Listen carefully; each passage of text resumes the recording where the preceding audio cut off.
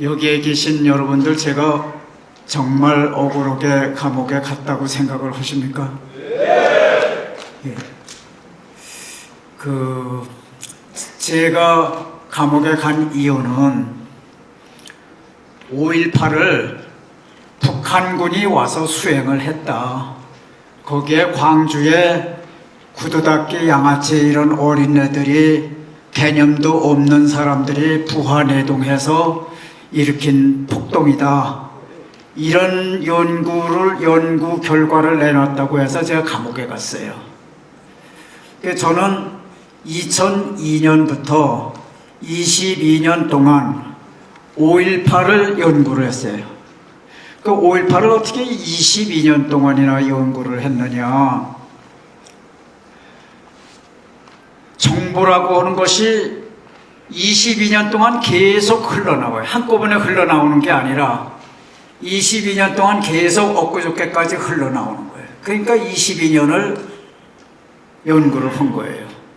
그 22년 동안 연구해가지고 제가 5.18을 북한이 주도했다고 하는 결론을 내는 데까지 제가 발견한 증거 자료가 몇 개냐? 42개예요.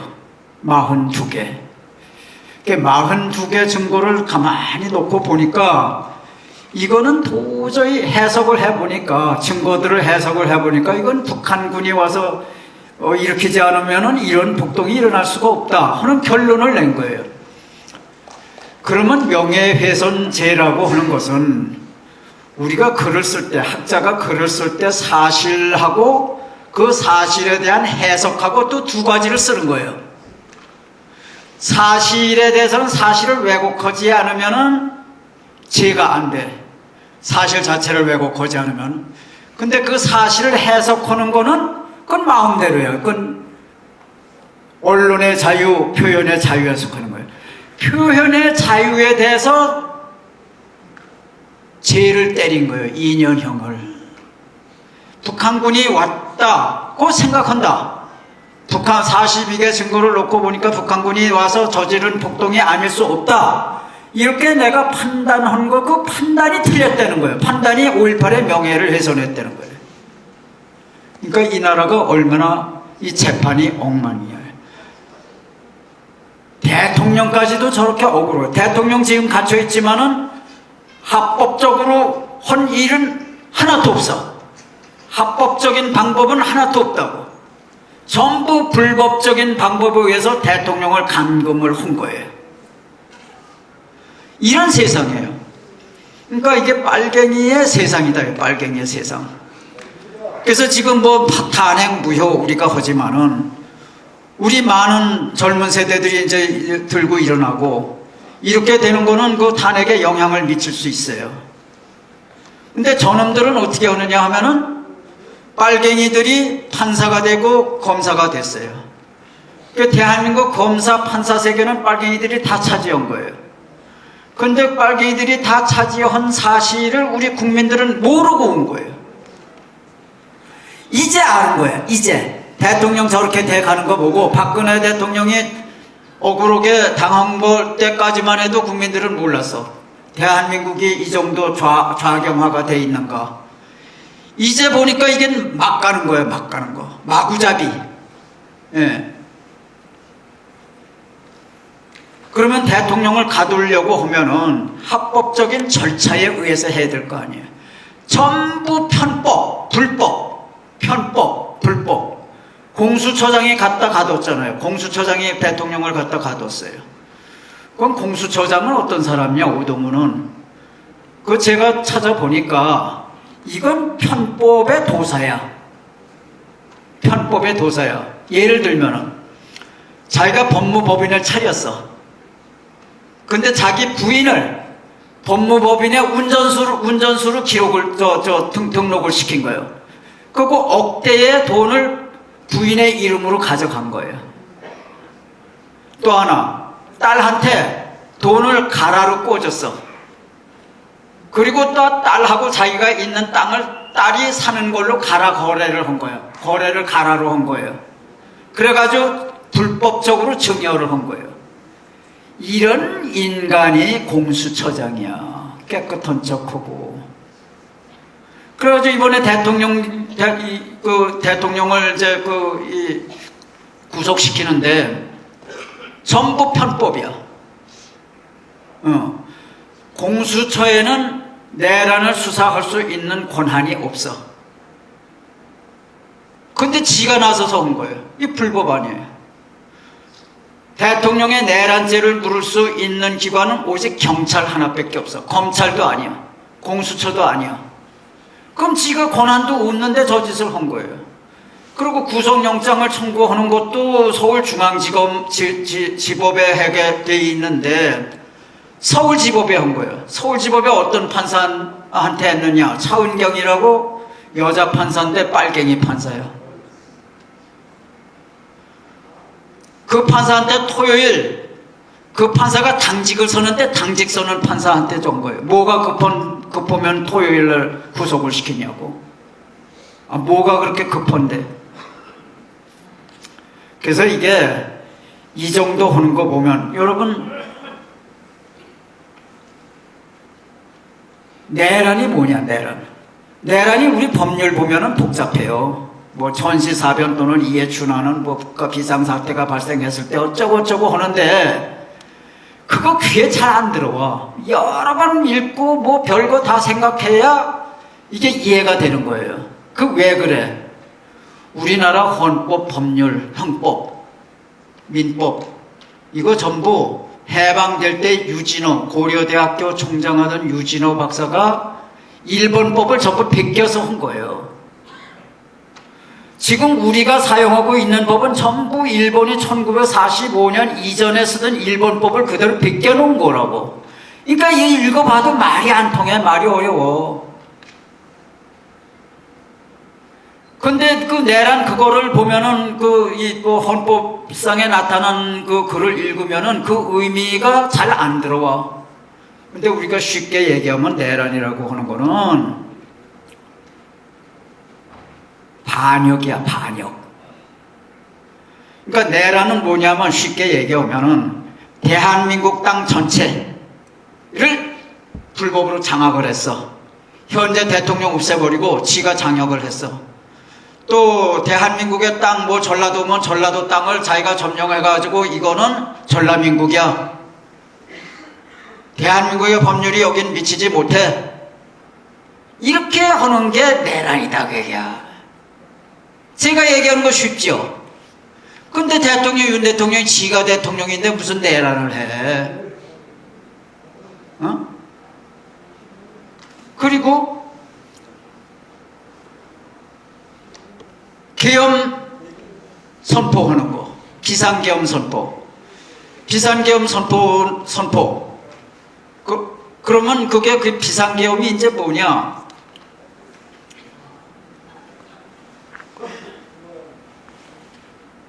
이 비상사태가 발생했을 때 또는 국가 통치 행위를 할 수 없을 때 취하는 조치다 이게요. 통치를 할 수 없을 때. 그 지금 통치를 할 수 없었잖아. 민주당이 별거 다 했잖아. 29명의 정부 관료를 전부 일하지 못하게 전부 탄핵하고 탄핵 소추시키고 저 마음대로 법률 막 일방조치로 다수결하고 해서 막 하고 예산 활동 못하게 예산 동결하고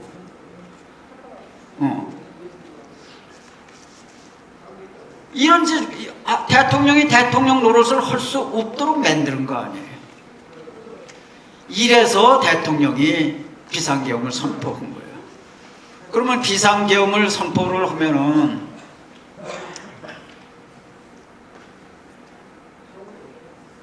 그게 비상계엄을 선포를 한 것이 그게 곧 내란이다 그거예요. 이 사람들 얘기는. 그 비상계엄 선포한 게 한 지역을 점령을 했어요. 대한민국을 점령을 했어요. 비상계엄 선포한 게 그게 대한민국 점령한 겁니까? 대한민국의 일부를 점령한 겁니까? 아니잖아요. 비상계엄 선포한 것이 무슨 내란이냐고. 그러면은 비상계엄 선포한 것이 불법이라고 하면은 비상계엄을 선포한 자체가 불법이라고 하면 왜 대통령한테 비상계엄권이 주어져 있느냐고, 헌법에. 헌법에 비상계엄 선포 권한이 부여되어 있다고, 대통령한테. 그래서 대통령이 비상계엄을 선포했어. 그럼 비상계엄을 선포한 것 자체가 내란이라고 그러면은 헌법이 내란을 허라고 명시해 준 거 아니야. 여러분, 제가 어렵게 얘기했나요?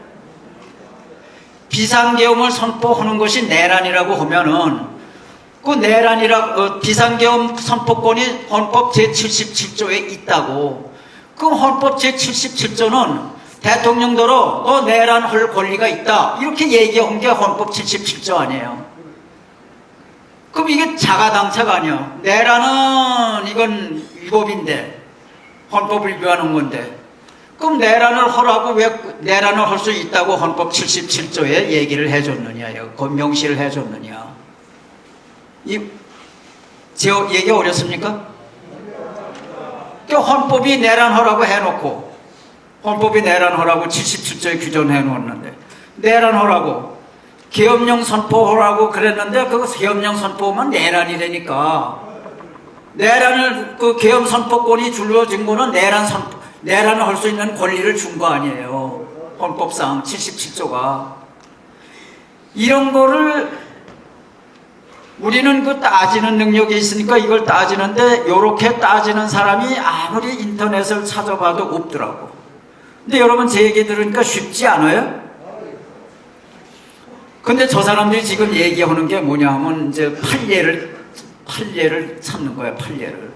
그 판례가 무슨 판례가 있느냐 하면은 1997년 4월 17일 날 대법원이 전두환을 내란 목적 살인범으로 규정하기 위해서 이제 판결문을 쓴 건데, 그 판결문이 판례다 이거예요. 그럼 거기에서 뭐라고 그랬느냐 하면은, 전두환이 5.18 민주화 운동을 무력으로 단합한 것 그 자체가 내란이다. 또 전두환이 5월 17일 날 계엄령을 확대 선포한 것 그 자체가 내란이다. 그거를 지금 그 판례를 인용을 하는 거예요, 지금. 그러면 그때 그 판례가 어떻게 됐느냐? 이 대한민국에서 1997년 4월 17일 날 대법원 판결문을 읽은 법조인들은 거의 없을 거예요. 그 판결에 참석한 사람들 말고는 변호사건, 판사건, 법조인들은 그 판결서를 제대로 읽은 사람이 없어요. 엄청 두꺼워요. 저는 그거를 파고 엄청 팠어요. 이 박사학위 따는 그 자세로. 그러니까 그거 어떻게 돼 있느냐. 그리고 계엄 선포 권한은 대통령에게만 있어요. 그러면 지금 대통령이 계엄을 1997년 그 판결문에 계엄을 선포하느냐 마느냐 하는 것에 대한 판단은 오로지 대통령에 있다. 대통령이 왜 있느냐? 대통령은 남들이 접하지 못하는 최고급 정보를 가지고 있기 때문에 고도의 정치 군사적인 판단을 요하는 내용이다. 이게 계엄을 선포하느냐 안 하느냐는 고도의 정치 군사적 판단을 요하기 때문에 사법부가 끼어들어서 이래라 저래라 잘못됐다 잘됐다 할 계제가 아니다. 이게요. 성질의 것이 아니다. 그렇게 돼 있어요.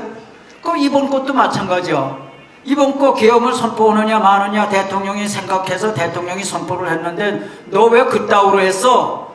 이렇게 그거 안 해도 되는데 왜 그걸 했어? 이렇게 비난은 할 수 있어. 여론은 형성할 수가 있어.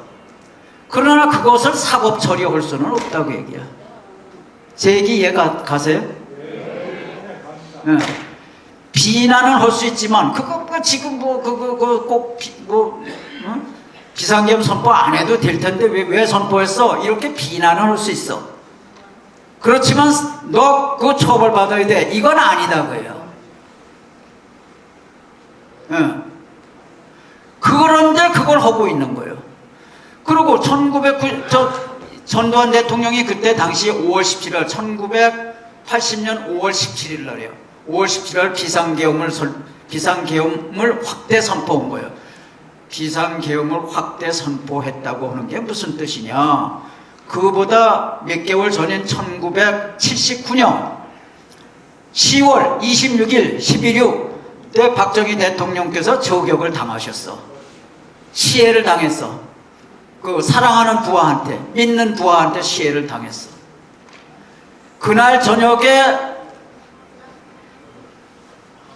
총리 주재로 강요회의를 해서 선포한 것이 지역계엄이야. 지역계엄.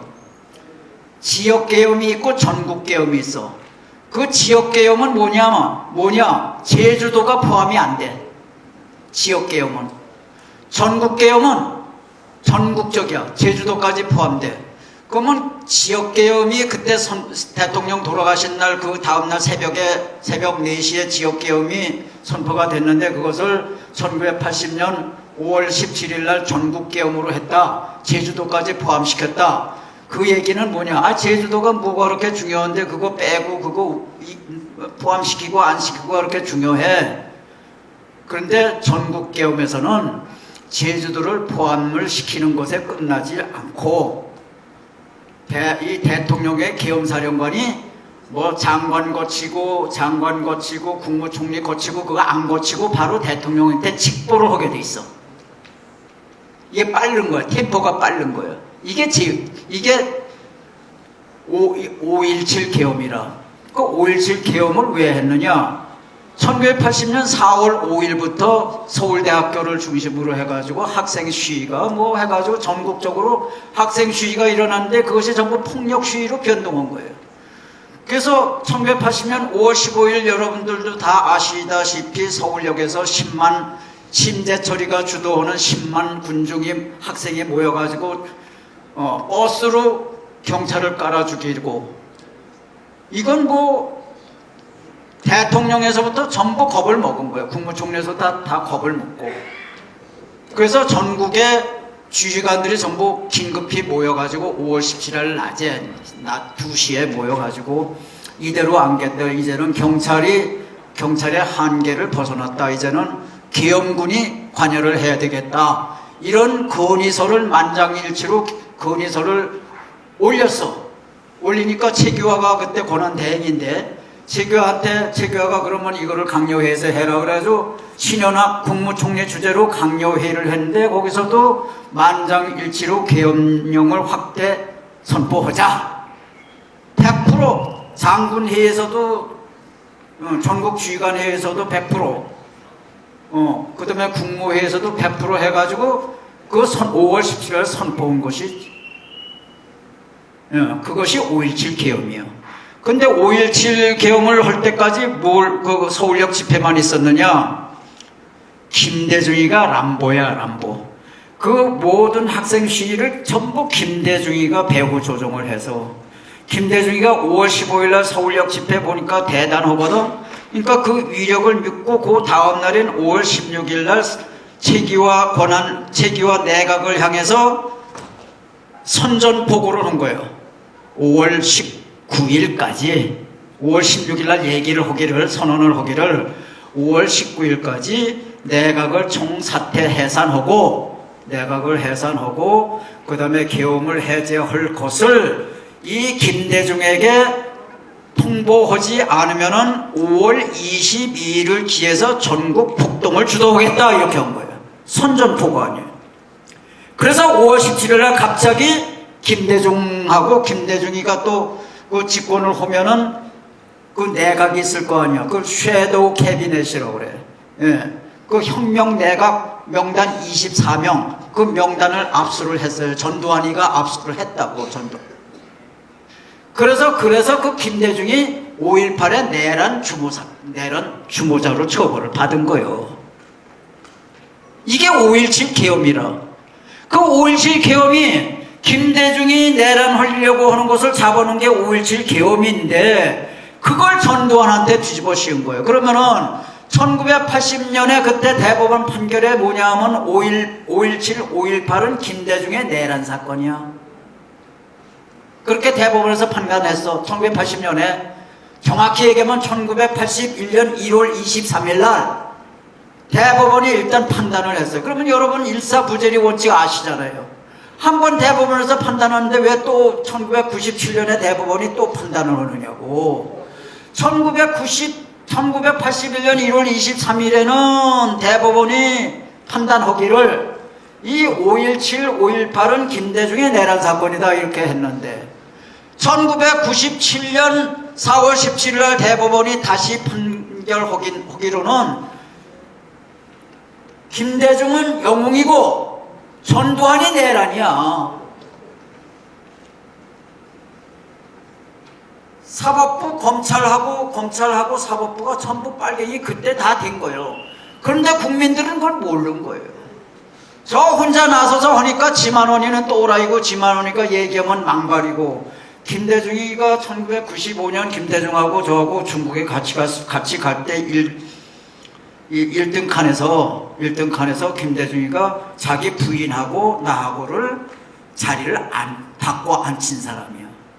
그리고 모든 호텔에서 커다란 호텔에서 이 강연 이런 거를 할 때는 전부 강사가 지만원이야. 김대중이가 저를 그렇게 좋아했어요. 그리고 강의가 끝나고 밥을 먹으면은 식사를 하면은 나를 자기 두 부부 사이에 앉혔다고. 그리고 김대중이 대통령 되니까는 나를 장관을 하라고 사람을 네 사람이나 보냈어. 네 사람을.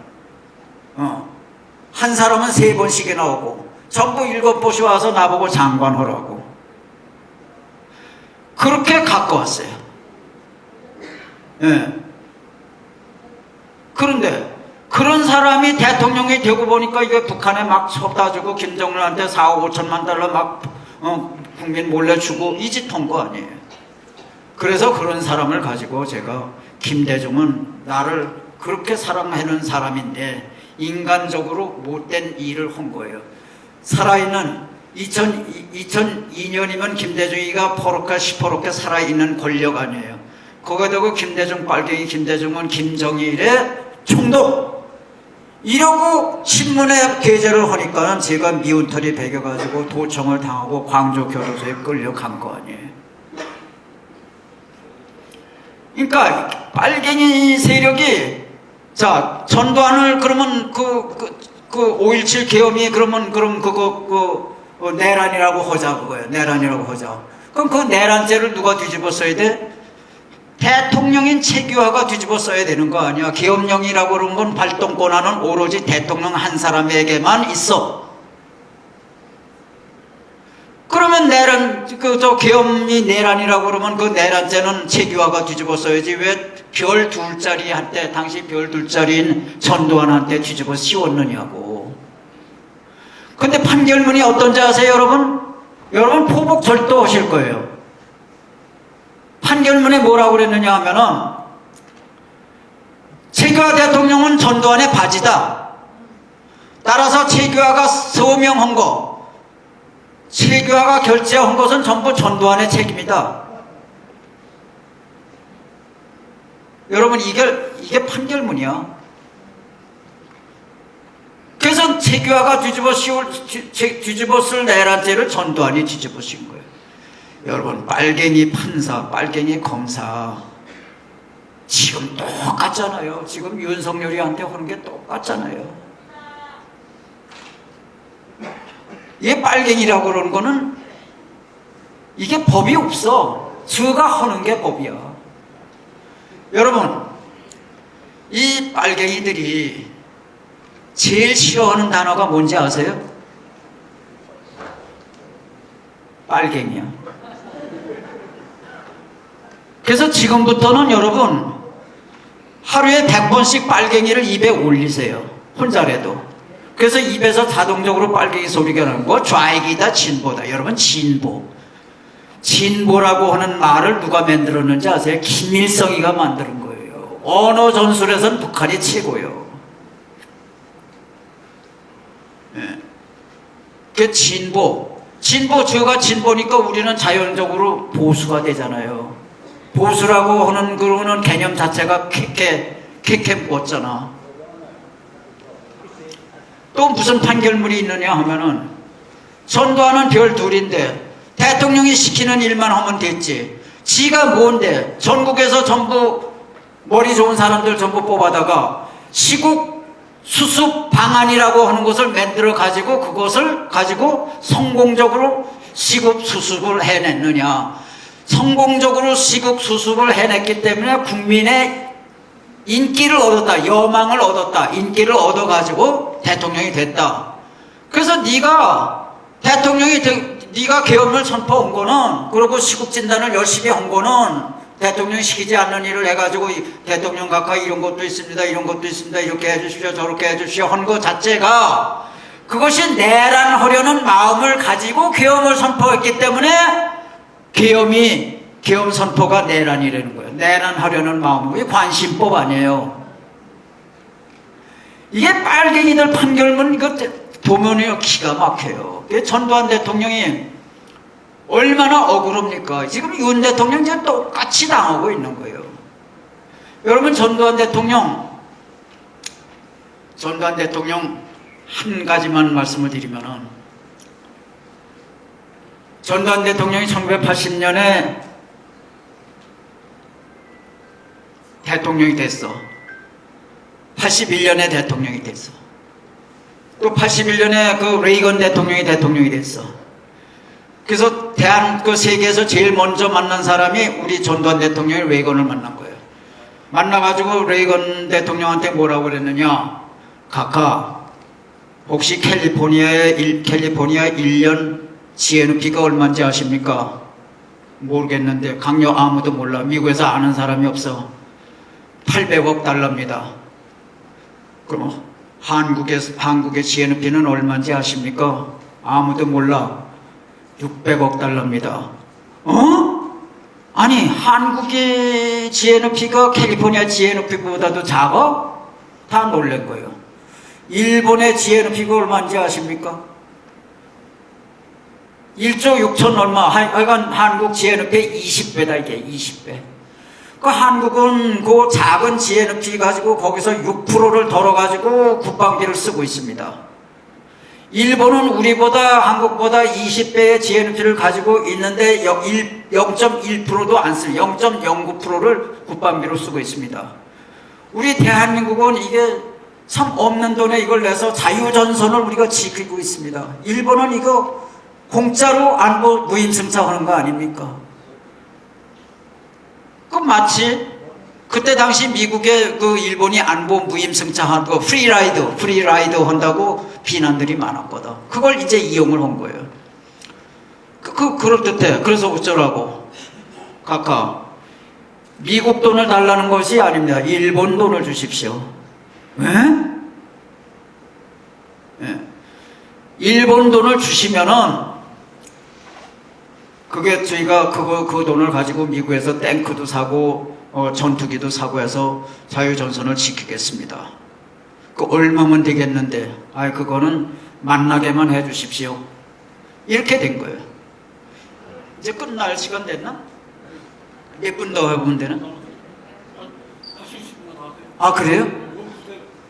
그래요. 여러분 괜찮아요? 제가 얘기해도 더 얘기해. 재미없으면 그만하고.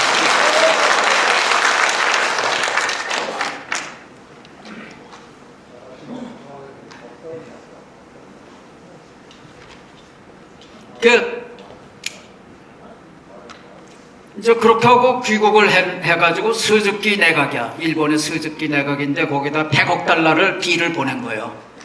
일본에서 보니까 이거 10억 달러도 아니고 100억 달러예요. 여러분, 1965년에 박정희 대통령이 일본하고 15년 동안 밀당해가지고선 협상을 해가지고 받아낸 게 겨우 5억 달러예요. 3억 달러는 그냥 빌린 거고, 2억 달러는 갚는 거고, 꾸는 거고, 또 3억 달러는 민간 차관인데, 민간 차관은 우리 기업들이 마음대로 갖다가 갚지도 않고 그래가지고 중지시키고, 대통령이 중지시키고, 그게 5억 달러인데, 1965년에 5억 달러인데, 100억 달러다, 100억 달러. 이 미친 사람 아니야, 이거. 그러니까 스즈키가 거들떠보지도 않아. 이거 또라이 아니야, 또라이. 근데 낙하손해가 이제 돼가지고, 낙하손해가 수상이 돼가지고, 또, 미국의 아련을 갔을 거 아니에요. 아련을 가가지고선 레이건 대통령이 만났는데, 레이건 대통령한테서 무슨 말을 듣고 한국에 왔는데, 한국에 낙하손해가 40억 달러를 가져온 거예요. 40억 달러를. 그 낙하손해가 말하기를, 전두환 대통령 각하, 제가 최소한 60억 달러는 마련하려고 했는데 그렇게 되면은 제 위치가 위태로워집니다. 그래서 최대 한도로 마련한 것이 40억 달러인데 이거 좀 받아주십시오. 그동안 안보 무임승차해서 미안합니다. 이렇게 된 거예요. 40억 달러 받아냈다고. 이거 아세요?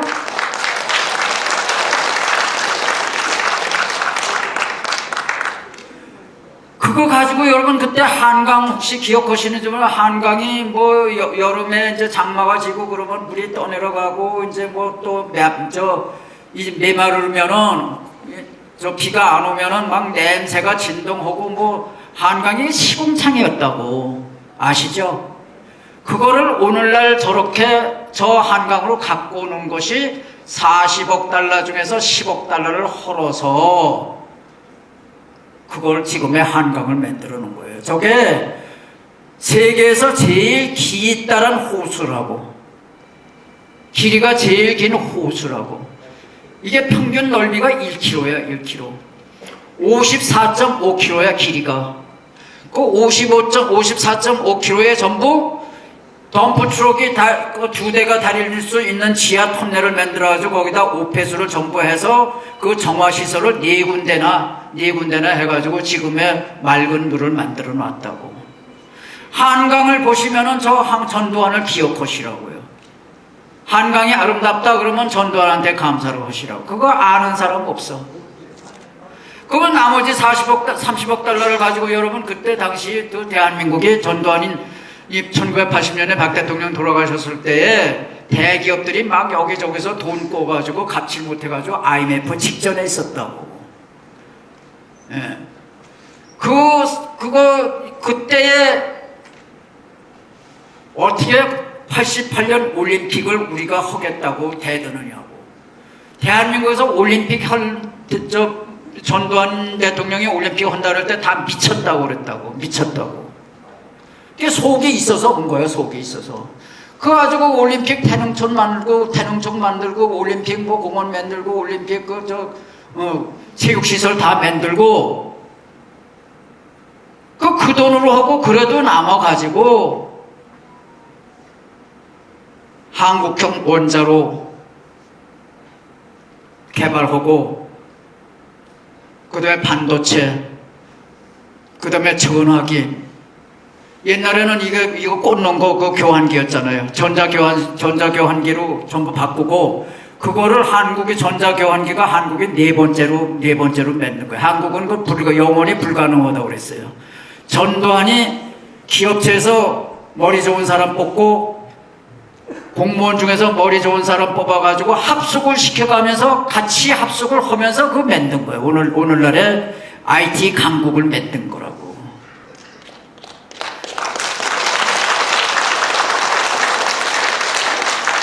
이게 전두환인데 이 빨갱이들이 저렇게 만드는 거예요, 지금. 제가 억울하게 감옥에 있어. 그러면은 제가 얼마나 억울한가 하는 거는 저놈들이 빨갱이들이 더 잘 알아. 그러니까 저를 감옥에 넣으면은 저놈이 억울하니까 억울하고 분하고 증오하고 해서 팔딱팔딱 뛰다가 저기서 병들어 죽으라고 저를 감옥에다 놓은 거예요. 그죠? 그럼 제가 그 안에서 지금 제 나이가 뭐 호적 나이로는 41년생으로 돼 있는데 그럼 41년생은 85세 아니야.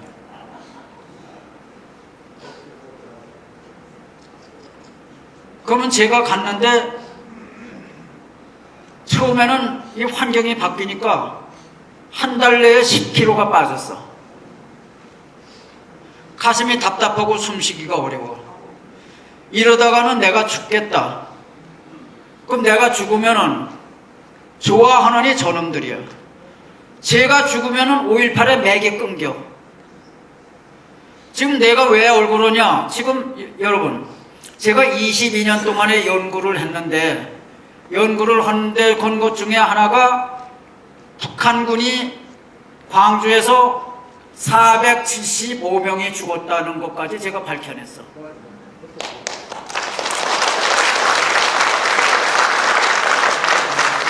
근데 작년 6월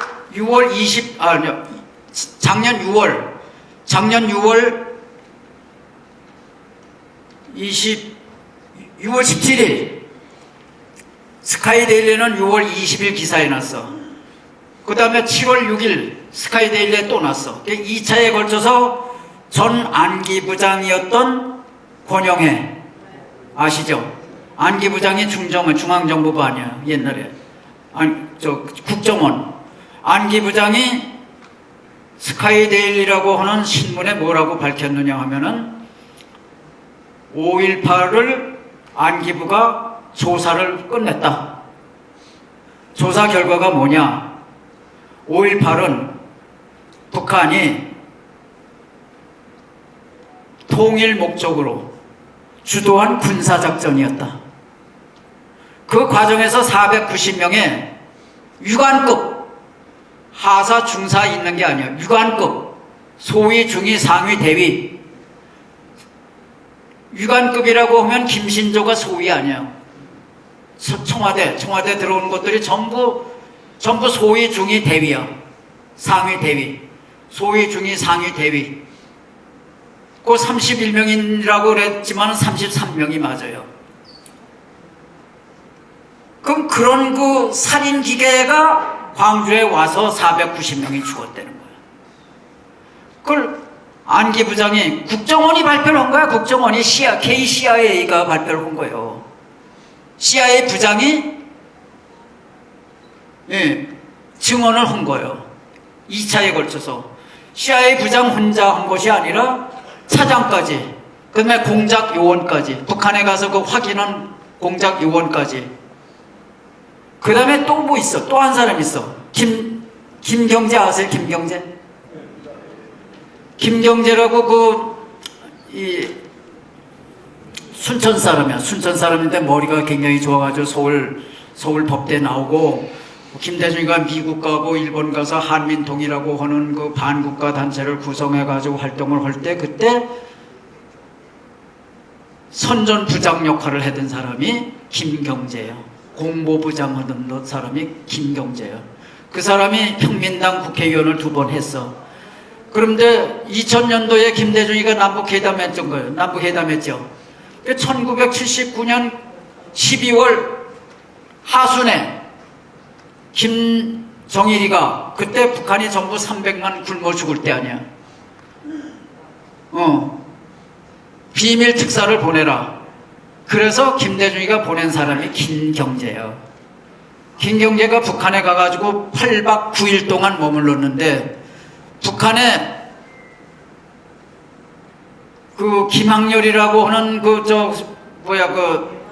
노동당 고위 간부가 김경재를 묘지로 인계를 해요. 묘지로 인솔을 한 거, 묘지로 안내를 한 거야. 이것이 광주에 가서 죽은 사람 영웅 열사들의 묘다. 5.18은 북한이 주도한 거다. 이걸 보여준 거예요. 그 다음에 북한이 지금 아사자가 많아가지고 지금 현찰 달러가 많이 필요하다. 이 두 가지를 와서 김대중한테 보고를 해야 될 거 아니야. 김대중한테 보고하자마자, 그럼 너는 좀 물러나 있어. 박지원이 이리 와. 박지원을 시켜서 4억 5천만 달러를 몰래 보냈는데, 국민은 영원히 모를 뻔 했는데, 미국이 그거를 들춰내서 가르쳐 준 게 4억 5천만 달러 아니에요. 그래서 박지원이가 감옥에 간 거예요. 그런데 왜 김대중이는 감옥에 안 가냐고. 적장에게 돈을 줬는데 왜 감옥에 안 가냐고. 그러고 직권남용? 아니, 김대중이가 한 건 직권남용 아니에요. 지금 김대중이 어떤 노릇까지 했느냐 하면은 대한민국에 있는 결핵 백신을 싹싹 쓸어다가 북한에 주고 보건 관계자들한테는 전부 입단속을 시켰던 인간이에요. 대기업들을 전부 닥달을 하자고 북한에 뭐 줘라, 뭐 가서 그 평양체육관에 뭐 다뤄줘라, 그 평양체육관에 왜 그 전광판 그거 삼성이 해준 거예요. 삼성이. 그러면 적에 대해서 그렇게 하고 심지어는 지뢰 제거 장비를 공수 영국에서 비행기로 실어다가 그걸 북한에 갖다 준 거예요. 군사 장비를 적장에게 갖다 줬다고. 세상에 이게 어떻게 직권남용이 아니에요? 윤 대통령이 무슨 직권남용을 했느냐고. 통치행위지, 통치행위를. 아니, 금강산 사업이다, 무슨 저 금강산 관광 사업이다, 그 개성 관광 사업이다 해가지고 한 번 가면 300달러씩 쳐가지고 1년에 10사람이 가든 100사람이 가든 50만 명이 간 곳으로 해가지고 곱하기 50만 해가지고 북한에 퍼주고 이 짓했는데 그거는 무슨 죄예요? 직권남용죄 아닌가 그거는? 그게 전부 통치행위라는 거 아니에요. 지금 미윤 대통령이 한 거 저놈들이 걸은 건 전부 통치행위지. 그게 무슨 뭐 직권남용죄냐고. 대통령한테 무슨 직권남용죄가 성립이 되느냐고.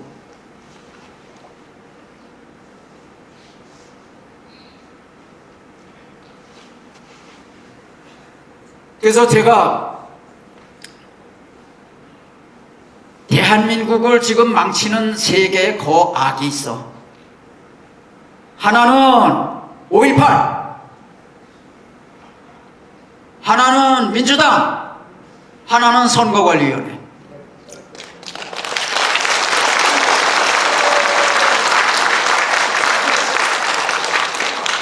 선거관리위원회를 지금처럼 두면은 연년 세세 앞으로 100년 대통령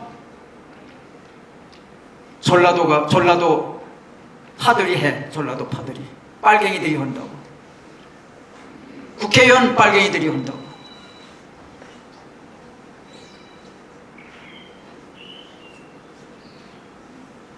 그러면 선거관리위원회를 저거를 깨부수지 않으면은 아무것도 안 돼. 그 선거관리위원회를 깨버리는 방법은 지금 만일에 지난번 계엄 때 선거관리위원회 그 서버를 카피해서 갖고 나왔대. 제가 알기로는 갖고 나왔는데 그 포렌식을 미 8군에서 했대. 그것이 공개되는 거는 시간 문제라고 그래요. 현재까지는. 그것만 깨지는 날에는 모든 것이 윤 대통령이 한 모든 것이 정당화돼.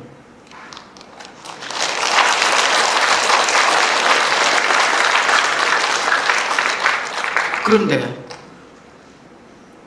이게 여러분 일본이 나쁜 나라다. 저건 상종도 하지 말아야 된다. 이렇게 생각하시는 분 솔직하게 손 한 번 한번 들어보세요. 일본은 저건 뭐 우리 침략해가지고 식민지로 만들고 저건 불구대천의 원수다. 이렇게 생각하시는 분 손 들어보세요. 우리하고 같이 함께 나란히 협조하면서 살아야 된다 생각하시는 분. 아이고 감사합니다. 여러분들 혹시 제 책 읽으셨어요? 일본의 의미. 요 밖에 있는데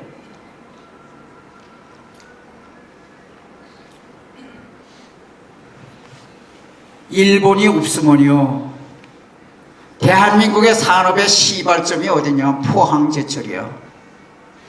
포항제철 100% 기술 지원, 자재, 건설, 감리 모든 거 전부 일본이 온 거예요. 우리 박태준 회장님은 인부들 통솔한 거예요. 거기 기업이 마음대로 끼어들지 못하게 하고 엉터리 기업이 전부 일본 거 가지고 한 거예요. 여러분 지금 대한민국이 그 뭐 창원공단도 있고 인천공단도 있고 무슨 그 창원공단, 구미공단 뭐 다 있잖아요. 시화공단. 이 공단을 만들어 놨는데 그 공단을 와가지고 채워준 기업들이 전부 일본 기업들이에요. 일본 기업이 없으면, 일본이 저 아프리카 희망공에 가 있으면 대한민국 오늘 없어요. 거지 나라야. 중국 저게 위험한 거예요. 중국. 지금 중국이 제 느낌으로는 그래요. 중국이 대한민국에 본부를 두고 세계 중소기업의 중소나라, 중소국가에 전부 전자개표기를 전부 보급을 해. 그래가지고 중국이 원하는 사람들로 대통령 뽑고 국회의원 뽑아. 그래가지고 중국의 꿈을 일으키려고 하는 거예요. 근데 그런 그 음모가 제 눈에도 보이는데 트럼프 대통령 눈에 안 보이겠냐고. 트럼프가 전자개표기 부정선거에 대해서 칼을 빼는 순간 우리 대한민국의 선거관리위원회도 선관위도 온전치가 못하리라고 봐요.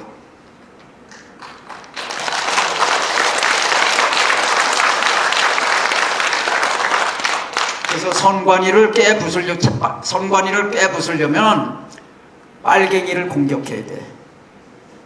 빨갱이를 공격하려고 하면은 사납게나 빨갱이 소리가 대한민국에 방방곡곡에 빨갱이 해야 빨갱이들이 숨을 멈추고 다니는 거예요. 빨갱이들이 활개를 치면 안 돼. 그래서 빨갱이들이 제일 싫어하는 알레르기 반응을 일으키는 게 빨갱이니까 우리가 빨갱이 소리를 대한민국의 빨갱이 소리를 크게 내서 대한민국을 진동하게 하자고요. 빨갱이! 빨갱이! 빨갱이! 빨갱이! 이렇게 하시라고요. 그 이제 제가 아까 그 감옥에서 왜 어떻게 해서 저기 살아남았느냐. 제가 이 인도를 걷다가 어떤 엉뚱한 사람이 술에 취해가지고 와가지고 자기가 부상을 당해서 일생 불구가 됐어. 그러면 그놈 자기를 와서 덮친 그 차량 운전수 그 사람 죽일놈 살릴놈 하고 그놈을 원망을 해보세요. 그 사람 얼마 못 살아요. 그렇겠죠. 원망하고 증오하고 하는 마음이 마음에 있으면은 얼마 못 살아요. 그래서 저는 저를 여기다가 눈 검사 판사 얼굴이 다 보여. 다 보이지만은 제가 그걸 잊으려고 나를 위한 위로곡이라고 하는 책을 쓰기 시작했어. 그게 지금 다듬고 있기 때문에 그거는 발간이 안 됐는데 그거를 쓰면서 틈틈이 그 책 말고도 4권을 더 썼어. 근데 그 중에 4권 중에서 한 권은 2권은 지금 대기하고 있고 발간 대기하고 있고 3개는 썼는데 그 책이 저 뒤에 있어. 하나는 다큐 소설 전두환을 저거 읽으면요. 저거 읽으면은 현대사가 그냥 보여. 눈에 보여.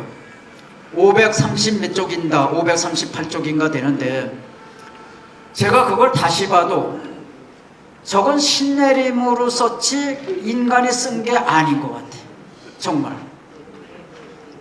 그게 왜 나를 위한 위로곡을 쓰면서 나를 위한 위로곡이라고 하면은 제가 어렸을 때부터 지금까지 있었던 모든 이런 사건들을 전부 소환을 해서 그걸 하나하나 음미를 해. 이것도 운명이다. 이것도 운명이다. 이건 참 멋있었어. 넌 참 좋은 일을 했어. 이렇게 그 숨겨져 있는 감옥에 있지 않으면은 제가 그걸 생각해낼 수 없는 것들을 고요함 속에서 제가 그걸 찾아내서 돌틈에 숨어 있는 자아, 꼭꼭 숨어 있는 자아, 자아를 발견해가지고, 그래서 너는 참 이 세상 살아오면서 너는 뭐 근사하게 살았어. 이거는 이래서 근사하고, 이래서 근사하고 하는 책을 쓰면서 틈틈이 쓴 책이 3권이다. 그게. 예.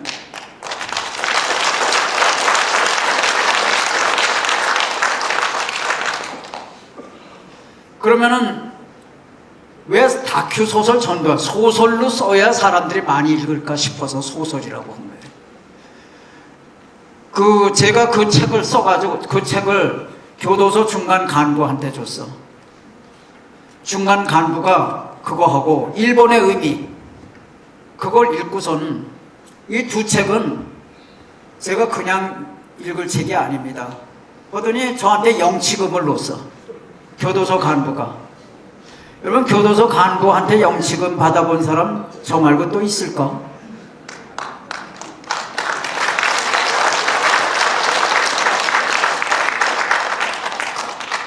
근데 그 전두환 다큐소설 전두환은 왜 썼느냐? 서울의 봄이 뭐 1000만 돌파해가지고 이건 완전히 이건 붐을 탔어요. 그래서 그거에 엄청 화가 난 거예요. 그러면 서울의 봄, 그게 서울의 봄인데 내용을 보니까 12.12야. 그죠? 그 서울의 봄이라고 하는 거고 12.12하고 같은 거냐? 전혀 차원이 다른 거예요. 12.12는 언제 일어났느냐? 1979년 12월 12일이요. 그럼 서울의 봄은 뭐냐? 1980년 2월 29일이야. 그럼 2월 29는 3개월 아니야? 3개월이고 12.12니까 18일을 더하면은 100일도 더 지난 거 아니야? 시차가 12.12 있고 100일도 더 지나서 서울의 봄이 있는 거예요. 12.12는 뭐냐?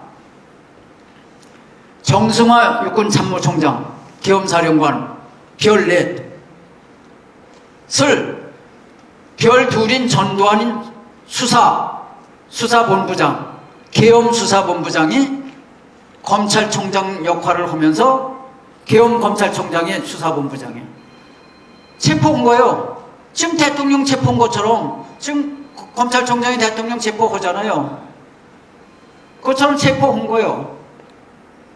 그게 왜 쿠데타냐고. 그게 왜 쿠데타냐고. 죄를 져서 하는데. 그래서 정승환은 무슨 죄를 졌느냐.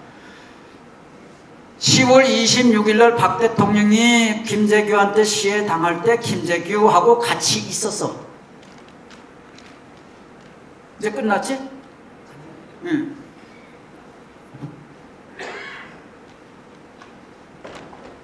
같이 있었으면서 김재규가 계속 혁명을 일으키려고 하는데 그 혁명을 일으킬 수 있도록 김재규의 뜻을 받들어서 군을 움직였어. 정승화가. 그렇지 않으면은, 그거를 잡지 않으면은, 정승화하고 김재규가 한 짝이 돼가지고 혁명을 했다, 이게요. 그럼 그 사람들한테 약점이 있기 때문에 그 사람 약점을 감추기 위해서 독재를 하겠어요, 안 하겠어요? 독재를 할 거라고. 그거 잡아놓은 거예요. 잡아놓은 게 12.12요. 그러면 서울의 봄은 뭐냐? 빨갱이들이 대박 맞은 날이요. 빨갱이들이 행제한 날이라고. 2월 29일이, 80년 2월 29일이. 뭐냐? 최규하가 권한대행이, 그때 대통령이, 이 사람이 참 나쁜 사람이야. 양다리 걸친 사람이야. 양다리 걸친 사람이야. 요 눈치 보고 요 눈치 보고 권력이 누구한테 갈까? 요런 인간이 체계화예요. 그 체계화가 박정희 대통령이 잡아놓았던 빨갱이, 김대중이, 지학순 주교, 문익환 목사, 뭐 이런 사람들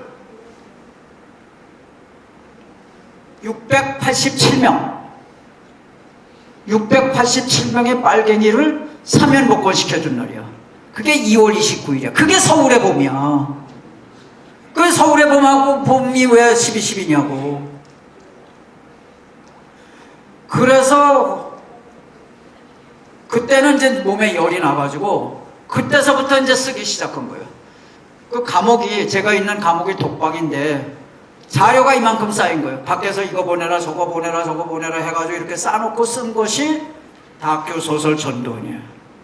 여기 후배 육군사관학교 후배 두 분이 와 계신데 아까 차 타고 오면서 야 너무 재밌다. 또 교도소에 있는 교도 구치소의 중간 간부는 눈으로 보는 것 같은데 어떻게 글을 이렇게 눈으로 보는 것 같으냐고.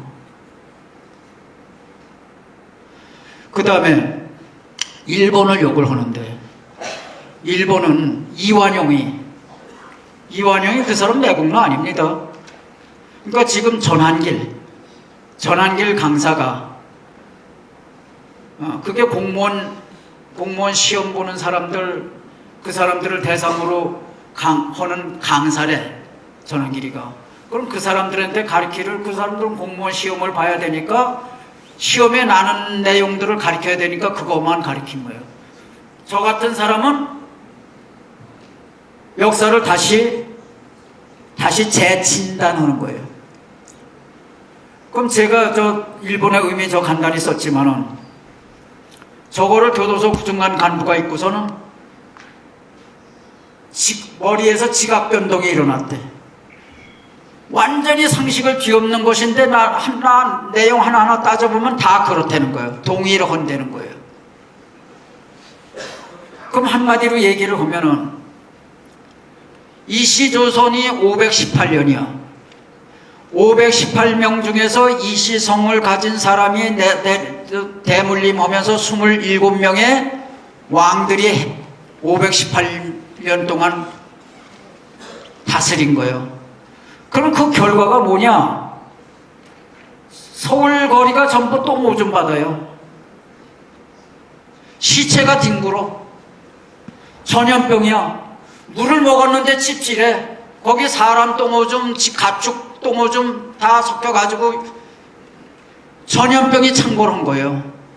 길도 없어. 어디 을지로 종로가 어디 있어? 없어. 전부 초가집끼리 이렇게 꼬불꼬불하지. 저거를 일본 도쿄 버금가는 도시로 만드는 게 서울이에요. 그 전에 무슨 학교가 어디야? 유치원이 어디 있었냐? 서당밖에 더 있었냐고. 그거를 전국에 그 유치원을 깔고 수학교, 중학교 해가지고 교과서라고 하는 교과서 책을 만들어서 가르쳐 준 게 예절을 가르치고 청결을 가르치고 도덕을 가르치고 이렇게 한 것이 일본 사람 만든 게 일본 사람이야. 예? 그리고 일본 사람이 언문을 그거 했다고 탄압했다고 하지만 언문을 탄압한 것은 탄압하는 왕 누구야? 연산군이 언문을 못 쓰게 한 거야. 그거 언문을 쓰니까는 일반인들이 자꾸 글을 써가지고 상소를 한단 말이야. 귀찮으니까 언문 사용하면 전부 처벌한다고 그런 거예요. 일본이 한글날을 제정해가지고 일본이 한글날을 만들어줬고, 그 다음에 그 조선어를 사용하는 소선어를 배우고 쓸 줄 아는 사람들을 양성을 해가지고 거기에 시험에 합격하면 수당을 줬어, 공무원들한테. 그 일본이 그렇게 한 거예요. 어린이날도 일본이 제정해줬고. 그 상투에서 이 상투 속에 이가 많을수록 이게 부자 된다고 그래. 그거 전부 머리 자르게 하고 이게 개화를 시킨 거예요. 이 세계 모든 나라 중에서 식민지가 한 번도 안 돼본 나라는 일본하고 아프리카의 그 어느 나라 하나 두 나라밖에 없어.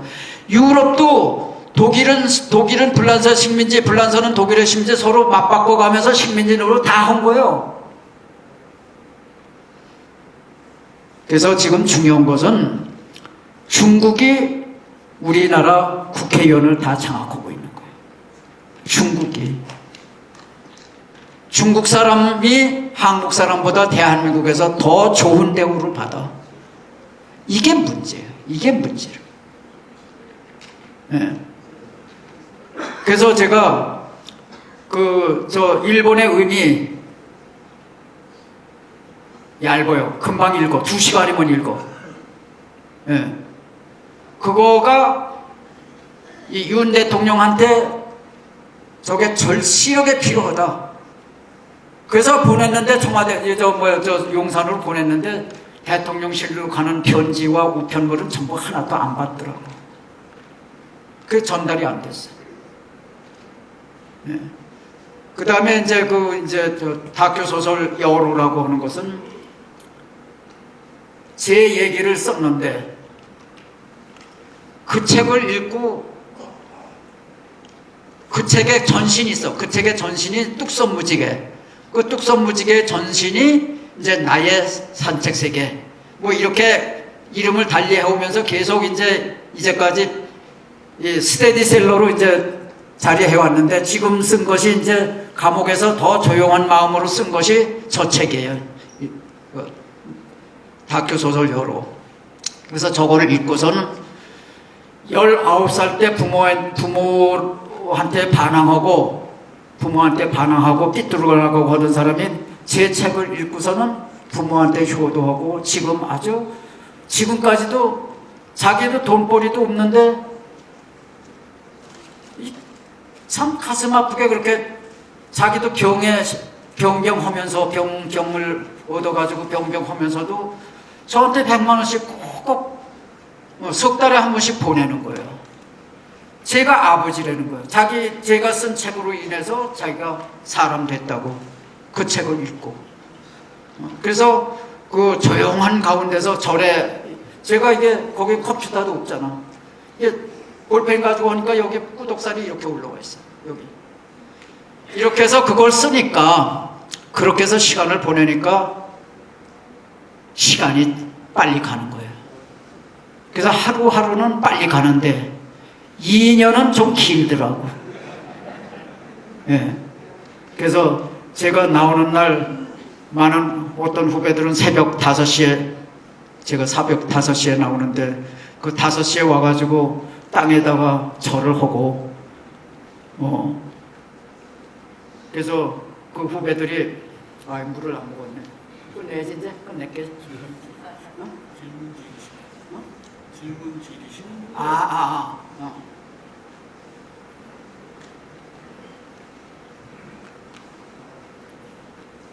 제가 옥에서 나와서 제일 먼저 여러분 이렇게 많은 분들 앞에 서는 것은 오늘이 처음이에요.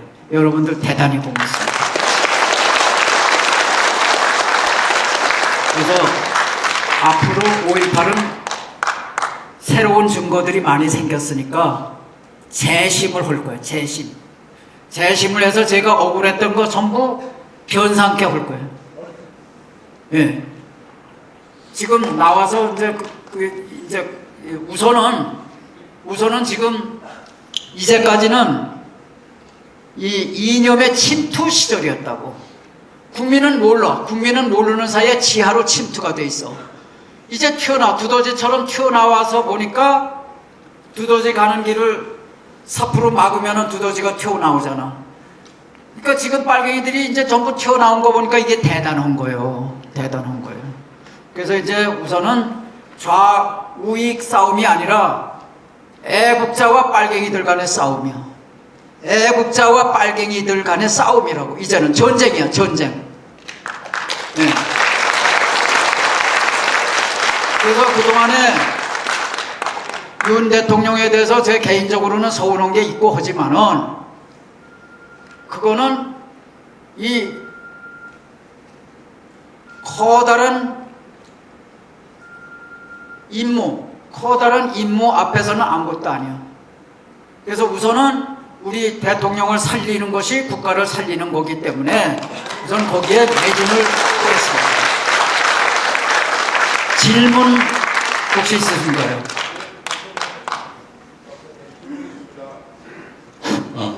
질문 받겠습니다. 질문자.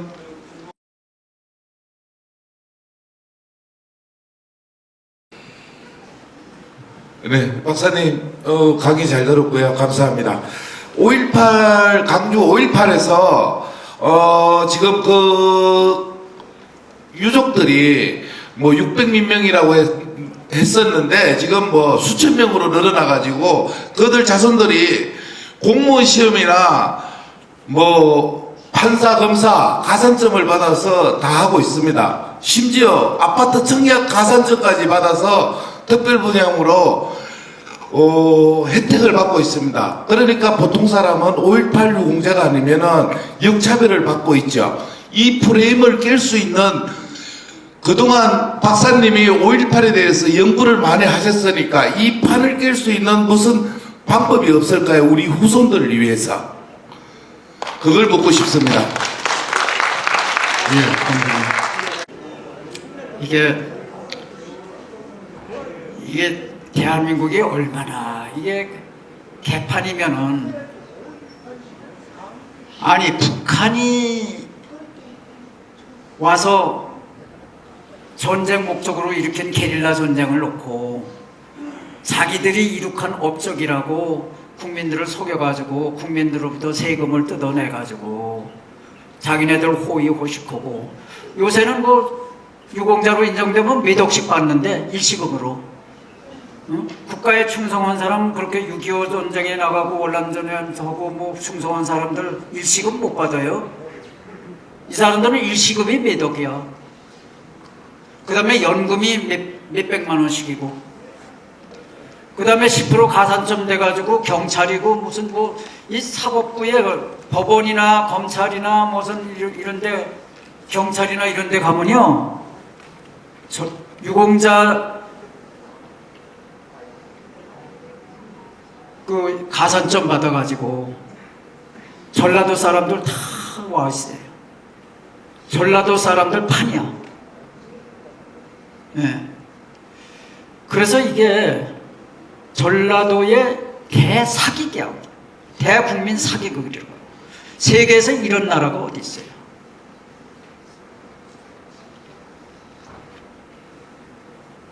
그러면은 대한민국의 모든 유공자는 누가 선정하느냐? 대통령이 선정해요. 대통령이 직접 하는 것이 아니라 부장을 통해서 선정을 한다. 보훈부에서 이제 선정을 하는데, 5.18 유공자는 누가 선정을 하느냐? 광주시장이 선정을 해요. 그 광주시장이 선정하면은 누구도 손 못 대. 광주시장은 이 사람은 2급이요, 이 사람은 3급이요, 이 사람은 10급이요 하면은 보훈부는 그에 따라서 시행만 해. 이 사람한테 돈 얼마 주고 뭐 주고 혜택 주고. 그러면은 대통령 위에 광주시장이 있는 거예요. 그래요, 안 그래요? 광주시장이 선정한 걸 대통령이 혜택을 베푸니까 대통령이 꼬붕 아니야, 꼬붕. 시행자. 결정권자는 광주시장이고 시행자는 대통령이고, 뭐 이런 더러운 세상이 있어요. 그러니까 이거를 제가 감옥에서도 여러 번 여러분 그 글을 썼는데, 이거 보훈부에서 통합해라. 통합해가지고 단일 기준으로 해라. 그리고 국민 세금을 털어가면서, 국민 세금을 해서 저들 호의호식하면서 누가 어떤 사람이 유공자인지 명단, 무슨 일을 해서 유공자가 됐는지 공적 조서, 공적 내용 까라 이거예요. 안까는 그 힘이 어디에 있느냐? 빨갱이의 힘이 있다. 빨갱이가 대한민국을 장악하고 있기 때문에 당연히 까야 되는 것을 안 까고 있다 이거예요. 그러면 이거를 제가 대통령한테도 얼마나 이거를 하고 우리 국민들도 제 글을 그 대통령실에 그걸 해가지고 뭐 편지를 아마 뭐 트럭으로 보냈을 거예요. 그게 전부 대통령실로 가는 거 하나도 없어. 일도 없어. 전부 예하부대, 예하 기관으로 가는 거예요. 그 예하 기관에 가면 그냥 없어져 버려. 그럼 대통령은 스스로 국민한테 귀를 기울였다 그랬는데 그거 편지 대통령실로 가는 편지 차단해놓고 무슨 어떤 국민한테 귀를 기울인다는 거예요 도대체. 그러고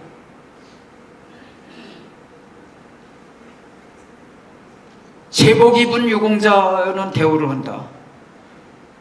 제가 제복 입은 유공자, 육군사관학교 나오고 월남전에 소위대 가가지고 훈장 타고 고엽제 걸리고 그 유공자가 두 개라고. 전상 유공자하고 공적 전공 유공하고 그 두 개 유공자를 두 개를 하고. 그러니까 우리 교정 역사상에 한 개인을 위해서 교정 당국이 법무부에 가서 이 지만호는, 이 사람은 연령도 고령이고 유공자도 두 개고 그 다음에 이 재질도 신념에 관한 재질이고 이 사람 좀 조기에 내보내주세요. 두 번이나 가서 브리핑한 역사는 저밖에 없대. 그런데도 노한 거예요. 그런 거 생각하면 서운하다 그거예요. 서운하다. 그러면은 지금 본질로 들어가서 그거를 그러면 판사들도 전부 빨갱이로 지금 깔려 있고 유공자가 까지지가 않는 거예요. 까지지가 않는 거예요. 응? 그래서 그걸 하려고 그러면은 여러분 지금만 하더라도 2002년도에 제가 광주에 끌려갈 때만 하더라도 광주 감옥에 끌려갈 때만 하더라도 5.18을 북한군이 일으킨 폭동이다 하는 말을 하는 사람은 치마는 한 사람밖에 없었어요. 근데 지금은 아마 제가 볼 때는 60~70%는 아마 그렇게 알걸? 네. 그러면은 저한테 회원들이 많이 계신데 그 회원들한테 제가 호예지도 발간해서 보내드리고 찌라시도 발간해서 보내드리고 이런 손바닥만 수첩도 발간해서 보내드리면은 전국에 계신 분들이 그걸 이웃에 뿌리는 거예요. 커피 자기 돈으로 커피 사주고 자기 돈으로 밥 사주면서 이렇게 한 사람 이렇게 했고 그 다음에 2013년에는 채널 A하고 TV조선에서 4개월 동안 5.18은 북한이 한 거다 하고 방송을 했어요. 제가 나가서 바람을 일으켜 가지고 그때 많이 전파가 된 거예요. 그때 많이 전파가 된 거예요. 예. 그래서 이제 많이 전파가 됐으니까 그러면 그거를 법원에다가 고소를 해도 명단들 까지를 않고 또 공적조서도 까지를 않고 심지어는 저 강원도에 있는 사람도 5.18 유공자고 서울에 있던 사람도 5.18 유공자 심지어는 1992년생도 5.18 유공자라. 아니 1980년에 5.18이 일어났는데 12년 후에 태어난 아기가 무슨 놈의 유공자냐고. 개판이요 개판. 그러면 이거를 개판인 줄 다 알고 저들도 알면서까지 않는 것은 오로지 이 나라를 빨갱이들이 장악을 하고 있기 때문에 그렇다고 해요. 그 방법은 없어. 방법이 없어. 오로지 열심히 이웃을 깨우치는 방법밖에 없다고. 저놈들 빨갱이다 우리가 빨갱이다 하는데 지금 점령되어 있다고 하는 사실을 이웃에게 전파하는 것밖에 없다고. 그리고 5.18 세력이 5.18이 예를 들어서 북한이 연거라고 이렇게 이제 전 국민이 한 60, 70%, 80%가 이제 소리내서 하게 되면은 무너져요. 무너진다고. 네. 그래서 여론으로 밖에는 이거를 극복할 방법이 없다고 생각. 그래서 여론을 일으키려고 그러면은 이웃에 계몽시키는 수밖에 없다고. 그게 돌아가는 길이 지름길이야. 그 방법밖에 없어. 예. 돌아가는 길이 지름길이라고. 저 길 언제나 가나. 그게 지름길이라고. 됐을까요? 예, 고맙습니다. 박사님 안녕하세요. 번개TV입니다. 번개TV입니다. 번개. 번개 TV. 번개 유튜브입니다. 번개 TV. 아, 번개TV? 예. 아, 번개TV 이따 나한테 전화번호 알려주고 하시. 그러지 않아도 내가 찾았는데. 예. 그 박사님이 25년 동안 연구한 5.18 진실을 지금 전한길이라는 자가 우파 집회에 나와가지고 5.18은 민주화운동이라 그러고 김대중이를 찬양하고 있습니다. 그 부분에 대해서 우리 지만원 박사님은 어떻게 생각하시는지 명쾌하게 답변 좀 해주십시오.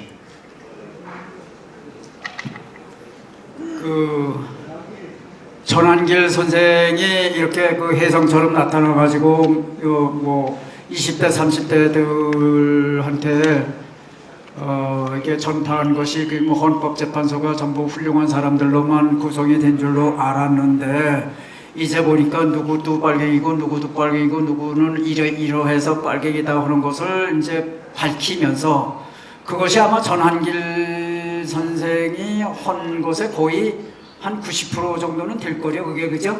그 주장이.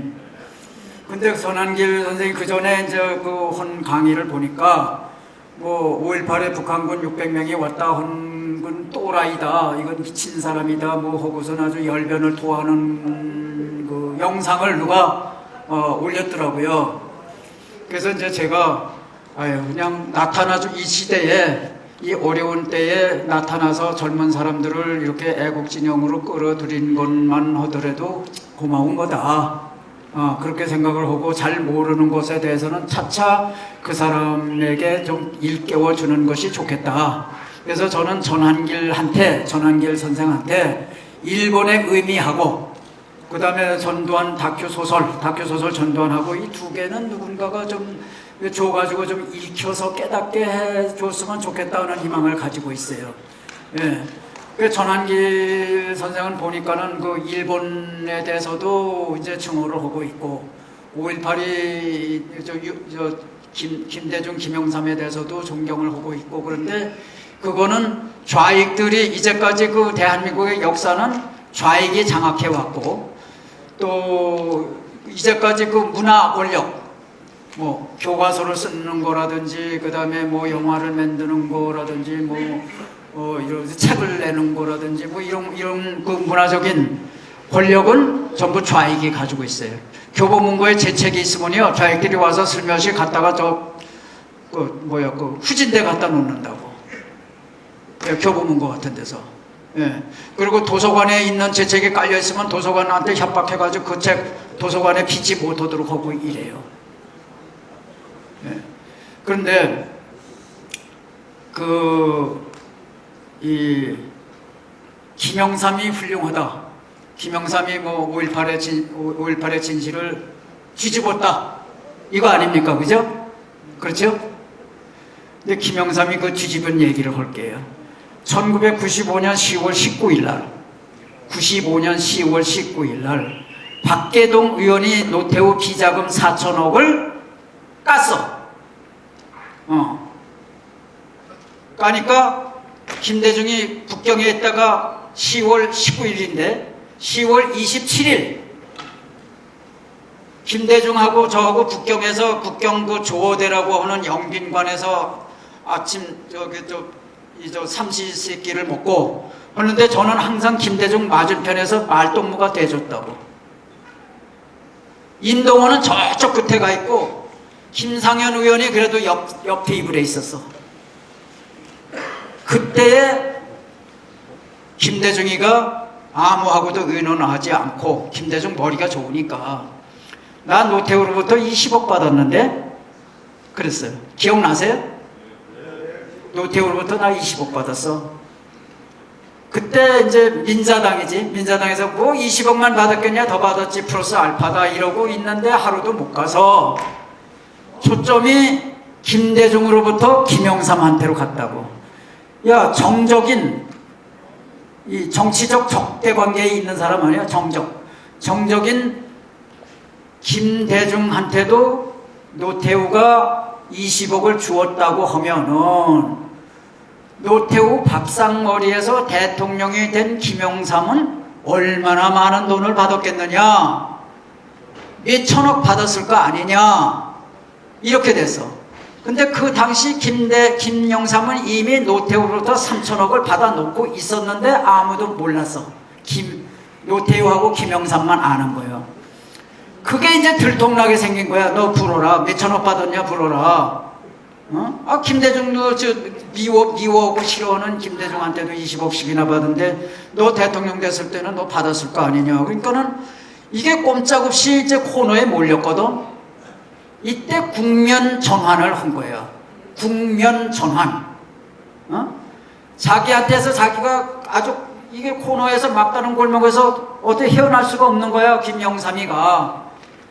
이때 그 감이 뛰어나다는 김영삼이가 지가 살기 위해서 갑자기 전두환 노태우 저놈들 12.12로 구데타하고 광고 5.18을 광주에서 양민 학살한 놈인데 저놈들 갖다 가둬라 이제 이랬단 말이에요. 그러니까 이게 김영삼으로 향했던 여론이 전두환 노태우로 간 거예요. 그 국민이 왜 그랬느냐? 전두환 노태우가 국민으로부터 사랑을 받고 있었으면은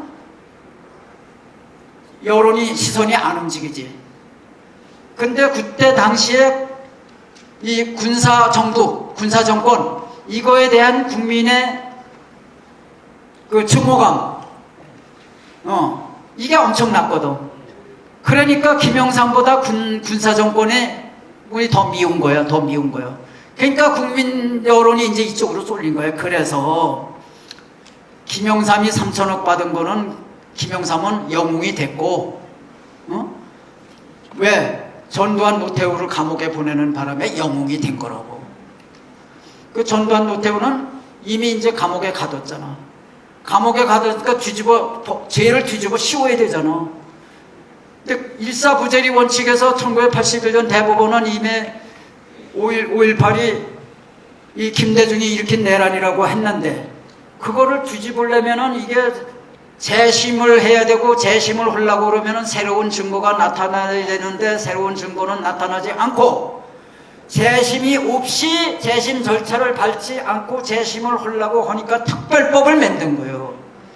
그 특별법 머리가 어디서 나왔느냐 하면은 홍준표한테서 나온 거예요. 홍준표가 그때 안기부 권영애의 꼬붕이었거든. 법률 꼬붕이었거든.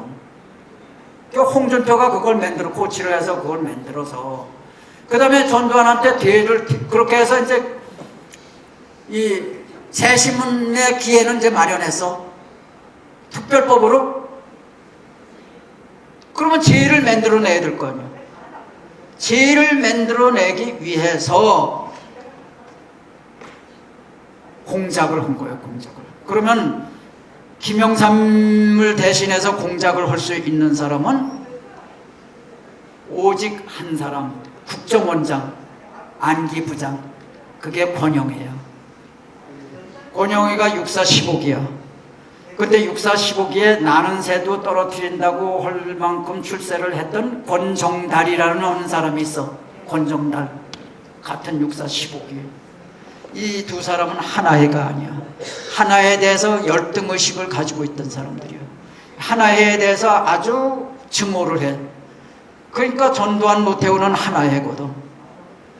그러니까는 이제 원수를 갖겠다 해가지고 있지도 않은 집권 시나리오, 집권을 위한 마스터 플랜, 집권 시나리오가 전두환한테 있었다 하는 것을 거짓말로 지어낸 거예요. 권정달이.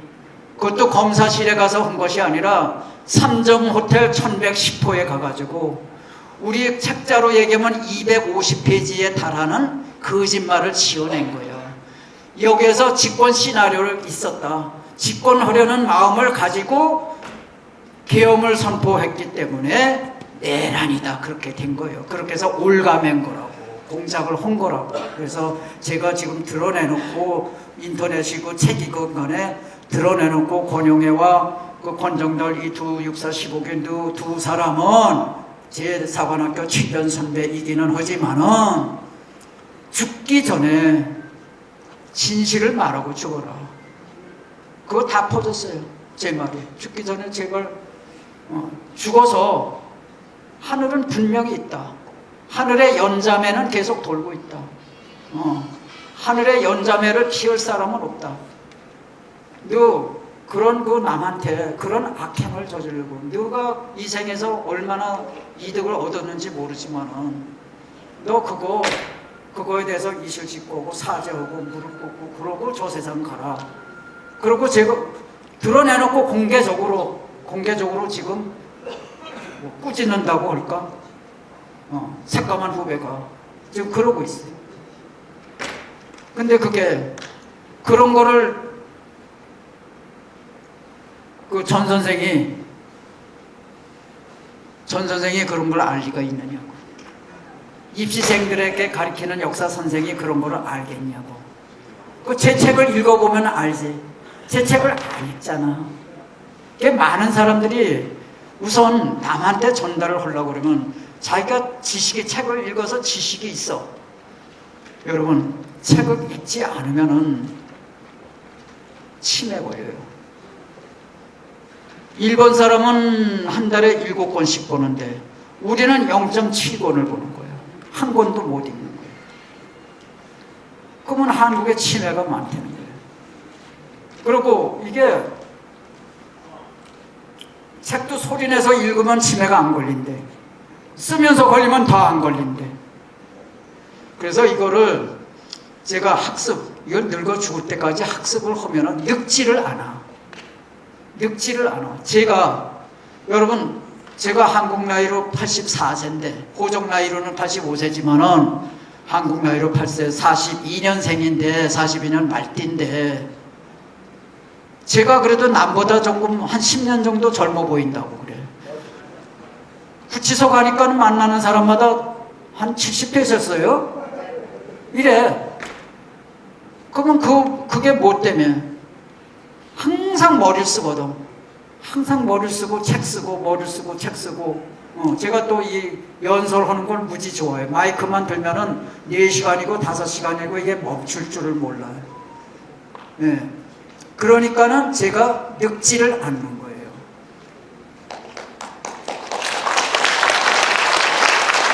그래서 남들보다 앞서 가려고 하면은 제가 늘 후진들한테 얘기하는 거 있어요. 남들보다 앞서 가려면 조각난 시간을 이어서라. 제가 책을 한 권 가지고 그 전에 운전하고 다닐 때 신호등마다 쓰잖아요. 신호등마다 읽잖아요. 한 달이면 책 한 권 다 읽어. 그게 조각난 시간을 이어 쓰는 방법이에요. 그게. 그리고 항상 남보다 앞서려고 하면은 자극을 스스로 만들어야 돼. 훌륭한 사람을 만나든지 훌륭한 책을 읽든지. 그래가지고 자극을 항상 만들어가지고 자기를 채찍을 하면은 그게 여러분 생선을 횟감을 떠오잖아. 뭐 강릉에서는 뭐 실어 올 거 아니에요. 실어 오는 동안에 고기의 신선도가 파괴가 되거든. 근데 거기다가 상어 새끼 한 마리를 집어넣으면은 그 상어 피우려고 막 요동을 치잖아. 그거 오면은 고기가 싱싱하대. 여러분 스스로도 항상 자극을 만들어 가지고 여러분들이 노력을 하고 책을 읽고 학습을 할 수 있도록 이게 만날 자고 그러면요 금방 늙어버려요. 그리고 금방 치매 걸려요. 치매 안 걸리면은 남들한테 전도를 하려면은 자기가 읽은 게 있어야 돼. 읽고 쓴 게 있어야 된다. 오늘부터 여기 오신 분들, 최소한 여기 오신 분들만이라도 그런 노력을 해서 건강을 더 연장시켜 주십시오.